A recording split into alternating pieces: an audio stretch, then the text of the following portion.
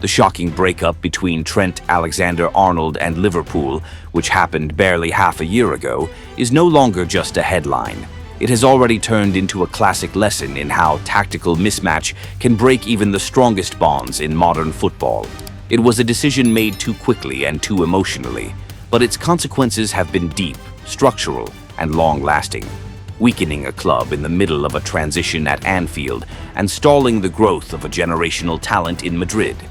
Looking back now, that split proved one thing. In football, tactical compatibility can matter even more than reputation or money. Alexander-Arnold's departure wasn't simply Liverpool losing a top-class right-back. He was the chief architect of almost every build-up that started in their own half. The one player who could control the tempo and break defensive lines with his passing. Under the previous regime, he wasn't just a full-back. He was essentially a deep-lying playmaker operating from the right.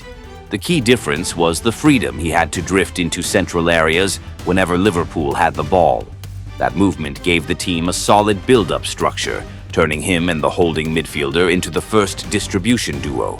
Alexander-Arnold stood out with his incredible switch balls, long diagonal passes that were almost always inch-perfect, helping Liverpool immediately flip the point of attack to the opposite flank where space was waiting.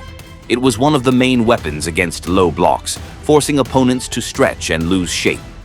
And on top of that, he was Mohamed Salah's primary supplier, feeding him with vertical passes and clever little through balls into the right half space. Without Trent, Salah lost his most reliable, direct, and unpredictable source of service.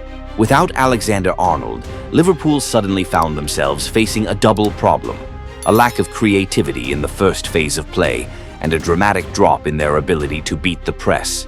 They no longer had anyone capable of hitting those line-breaking, over-the-top passes that could slice through pressure. Center-backs like Virgil van Dijk and Ibrahima Konate are excellent passers, but they don't have Trent's distribution vision or the wide passing angles he naturally created when he drifted into midfield. That forced Liverpool to play shorter combinations in their own defensive third, increasing the risk of losing the ball in dangerous areas and slowing down their entire build-up. The team's attacks became slower, more predictable, and easier to shut down.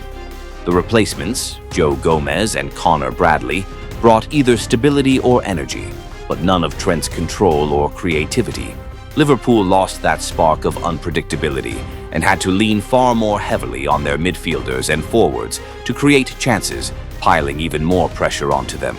A perfect example was the match against Manchester City at the Etihad. Pep Guardiola set up his press with a clear plan: block the passing lanes between Liverpool's centre-backs and holding midfielder, especially cutting off the route to Van Dijk. That forced Konate to take responsibility for starting the build-up. If Alexander-Arnold had been there, he would have dropped deeper, opened a passing angle for Konate, and immediately played an over-the-top ball to bypass City's entire midfield line. Instead, without him, Konate had to either take a risky pass or simply knock it back to the goalkeeper. Liverpool couldn't break City's press cleanly or quickly enough, turning what used to be a major tactical strength into a weakness that opponents could exploit over and over. For Alexander-Arnold, moving to Real Madrid was supposed to be the next great leap, a chance to conquer a new peak. But the Bernabeu turned out to be the wrong stage, and his Galactico dream quickly ran into the rigid realities of Madrid's tactical philosophy. Real Madrid's system under Xabi Alonso is built on balance and strict positional discipline. Their build-up play is flexible, but fullbacks are given very clear roles: either hold the width to stretch the opposition or stay compact and defend. What they need is a right back with defensive instincts and strong vertical movement, someone in the mold of Dani Carvajal. When Trent stepped into that role, his natural tendency to drift inside disrupted Madrid's structure. It overloaded the central areas, slowed down their circulation, and left huge, dangerous gaps on the right flank, spaces that this Real Madrid setup simply isn't designed to cover. Their attacking style also didn't suit him. Real Madrid rely heavily on individual explosiveness from wide players like Vinicius Jr. or Mbappe, sharp central combinations, and long-range shots from midfield. They don't use early crosses or long switches nearly as much as Liverpool do. That meant Trent's greatest weapons, those early whipped crosses and sweeping diagonal passes, were suddenly less valuable, sometimes even unnecessary. At Liverpool, Alexander-Arnold was the conductor, the one who dictated the rhythm of the entire team. At Real Madrid, he became just another component in a machine where the tempo was set by others. Competing for a central midfield role wasn't realistic either.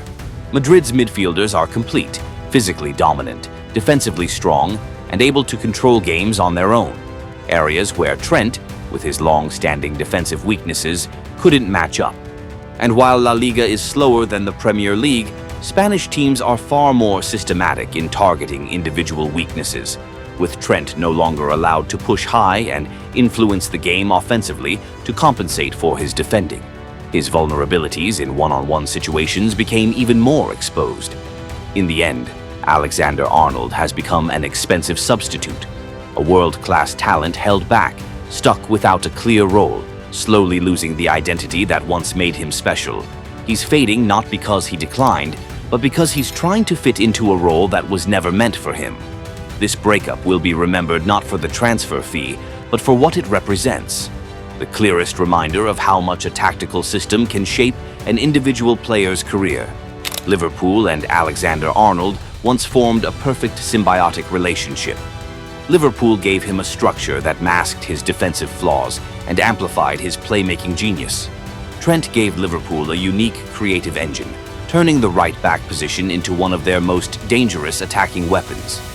When that relationship broke apart, both sides fell out of balance. Liverpool lost their main source of ideas. Arnold lost the shield that protected him and the stage that allowed him to shine. The difference wasn't just tactical. Liverpool was home, the place where he grew up, where his flaws were accepted, and where he was empowered more than anyone else. Moving to a club built on the Galactico identity, where discipline is non-negotiable and stars are constantly competing for space, brought a cultural and psychological shock. At Liverpool, he was an icon. At Real Madrid, he's only one star among many. The pressure to prove himself in an unforgiving environment has weighed heavily on his performances. This separation was a strategic mistake by both sides. Liverpool were too quick to let go of a core piece who was irreplaceable during a major transition. Alexander-Arnold and his representatives chased the prestige of a super club without fully evaluating whether the system could actually fit him. In reality, Liverpool should have done everything possible to keep him and build their next era around him. And Trent should have realized that the ideal environment isn't the one with the most trophies, it's the one that allows him to reach 100% of his potential. Now, with Liverpool struggling to rediscover their identity in possession, and Alexander-Arnold reduced to a rotation option in Spain, the regret feels even heavier, a warning for any blockbuster transfer in the future. It's a football tragedy built from choice, two sides made for each other, now searching for themselves without the partner who once made them complete.